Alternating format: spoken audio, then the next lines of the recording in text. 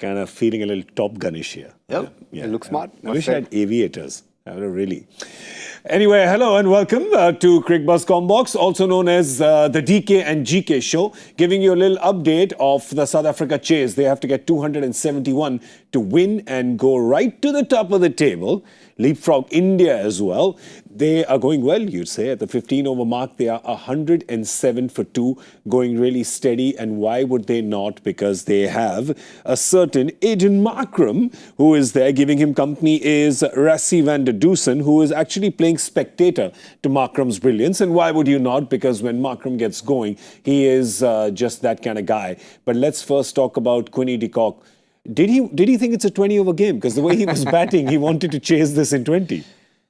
Great form. That's what happened. It's just flying off his bat. He was just making most use of some of the easy balls that he was getting, and then played another good shot, but just bad luck. It just went straight to the field. There's not too much to assess about. He's just batting really well. Yeah. And when you're too confident, and sometimes you can get out that way. Not too fussy. I think Aiden Markram is just taken over, like you said. He's batting brilliantly. Yeah, deep square leg. And if you see the shot, it was going to be a flat 6. And really, it is just bad luck because he maybe perhaps hit the ball too well, but he was 24 of 14 at that time, and Bavuma was just basically giving the strike to de Kock. Then Bavuma, hit a few good shots as well.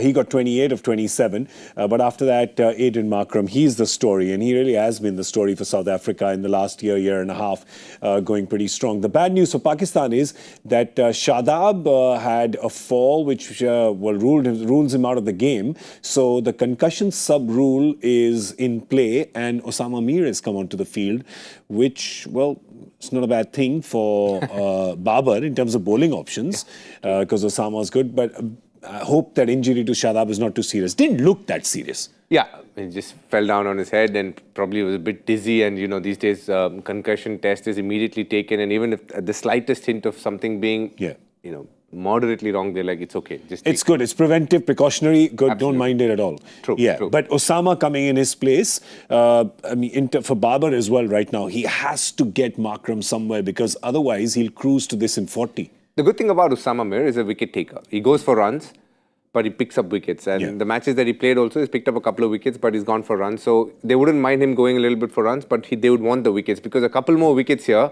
We spoke about 220 for 6. At this point of time, it's still very much a possibility, but Markram is batting beautifully. It's forging into a really good partnership. But as you said, Osama Mir needs to pick up a wicket. What I liked about Babar was that he was very proactive in the first 10. Now, how that proactivity played out, DK will tell us. He pretty much threw everything at South Africa in that power play. True, I think everyone. He went with Iftikhar, which was very surprising, because it was a good matchup and he hasn't been proactive. I felt it was a good move. But interestingly, first ball went for 5, after which he's pulled it back in the next 12 balls that he's bowled. Shaheen Shah Afridi again went for a plenty in the first over. Yeah. But they again pulled things back. Haris Rauf has bowled sharp, has looked good. But for me, I think Mohammad Wasim Jr. has again bowled sharp, picked up the wicket of Bavuma. It's been a case where they have not bowled that badly, but some high quality, confident batting lineup coming through. They're playing some real million-dollar shots, which is great as a viewer, not if you're a Pakistani supporter at the moment. That's true, but South Africa has been in that kind of ominous batting form where if you look at a good pitch where there's no demons in it, 270 should be a canter for them. But then anything is possible. They did lose to the Netherlands, so Pakistan can look at that and say, listen, couple of wickets, we can get them there. Can we get them with the back to the wall? But they've got a lot of batting, South Africa.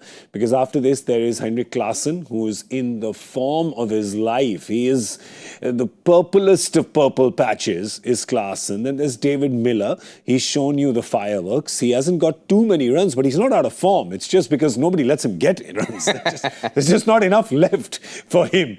And Marco Jansen, he's been in good form as well. At this point in time, all the smart money, analytical money, lucky money, everything would be on South Africa getting this. Has to be, because with the way they're playing, the tempo at which they're playing, they've played out the whole bowling attack so far. So the only one left is Osama Mir. With the older ball in play, it has to be Mohammad Nawaz or Osama Mir. Now, Mohammad Nawaz, they've easily just toyed him around for singles, the odd boundary. So it has to be on Osama Mir because he picks up a couple of wickets here and then the fast bowlers come back in. But as of now, things very much in favour of South Africa and just cruising. Yeah, I don't know what will happen. There is only one person here in Cricbuzz who knows what will happen, and that's young Parthiv Patel, because he on the Hindi show said that Iftikhar will bowl the first over, and Iftikhar did. DK just wanted him to come in the power play, but Parthiv called it, said first over. I think it's a great call. Yeah, great call. You can understand where he comes from. Keeping, he knows that off-spinner, left-hander, it's always a tough kick. He's a left-hander as well, so you'd rather face a fast bowler than a off-spinner up front. So it was a good move. But to guess what Babar and Pakistan would do, that's the real tough call. So we're going to do two things. We're going to go and ask Parthiv, who's sitting in the green room, what lottery numbers to pick, and of course what will happen in the game. We'll be back in the 35th over with Cricbuzz Comm Box, unless Parthiv says the game will be over by then. वो तो सारी बताएंगे. On the GK and DK show, it is bye for now.